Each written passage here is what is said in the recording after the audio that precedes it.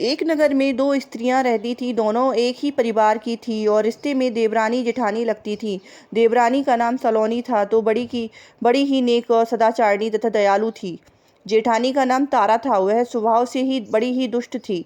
एक बार दोनों ने हलछठ का व्रत किया। विधिवत पूजन इत्यादि के बाद शाम को दोनों भोजन के लिए थालियां परोसकर ठंडी होने के लिए रखकर बाहर जा बैठी। उस दिन सलोनी ने खीर तथा तारा ने मेहरी बनाई थी। अचानक दो कुत्ते उनके घर में घुसे और भोजन खाने लगे। अंदर से चप चप की आवाज़ आई तो दोनों ने अपने कक्ष के भीतर जाकर देखने लगी। सलोनी ने कुत्ते को खीर खाते देखा तो कुछ नहीं बोली तथा बर्तन में बची हुई बाकी खीर भी उसके आगे डाल दी। लेकिन तारा थाली में मुंह मारते कुत्ते को देखते ही आग बबूला हो गई। उसने कमरे का द्वार बंद किया और फिर डंडा लेकर कुत्ते को इतना मारा कि उसकी कमर ही तोड़ डाली। कुत्ता अधमरा होकर जैसे तैसे जान बचाकर वहां से भागा। दोनों कुत्ते जब बाहर मिले तो एक दूसरे का हाल चाल पूछने लगे।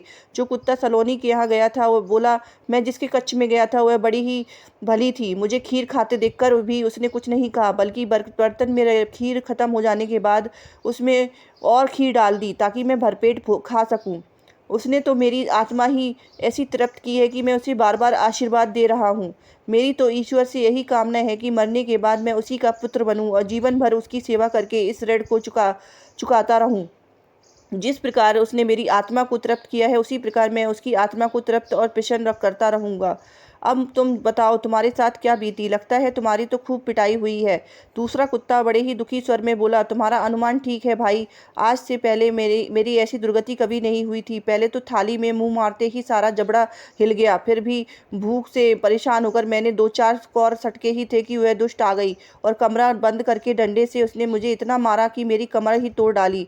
मैं तो ईश्वर से यही निवेदन करता हूँ कि अगले जन्म में मैं उसका पुत्र बनकर उससे बदला चुकाऊँ। मैंने उससे मार मार कर मेरी कमर तोड़ी है, वैसे ही भीतरी मार से मैं भी उसका हृदय और कमर तोड़ डालूं। कहते हैं कि बेजुबान की बद्दुआ बहुत ही बुरी होती है। उसे देवयोग ही कहा जाएगा। कि दूसरा कुत्ता शीघ्र ही मर गया और मरकर उसने तारा के घर में ही पुत्र के रूप में जन्म लिया।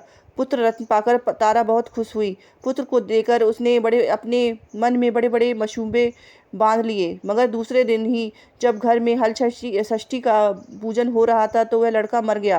तारा की तो जैसे दुनिया ही उजड़ गई। वह दहाड़े मार मार कर रोने लगी, मगर किया क्या जा सकता था।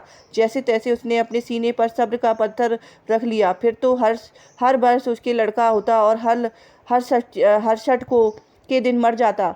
जब तीन चार बार ऐसा हुआ तो तारा को इस पर कुछ संदेह हुआ कि आखिर मेरा लड़का हर्षट के को ही क्यों मरता है। फिर एक रात सपने में उसे वही कुत्ता दिखाई दिया। उसने कहा, मैं ही बार बार तेरा पुत्र होकर मृत्यु को प्राप्त हो रहा हूँ। तूने मेरे साथ जो व्यवहार किया था मैं उसी का बदला चुका रहा हूँ। तारा बहुत दुखी हुई और उसने अपने किए का प्रायश्चित करने का उपाय किया। तब उस कुत्ते ने बताया, अब मैं हरछठ के व्रत में हल से जुता हुआ अन्न तथा गाय का दूध नहीं खाना, होली की भुनी हुई बाल और होली की धूल आदि हरछठ पूजा में चढ़ाना। तब कहीं तेरे में घर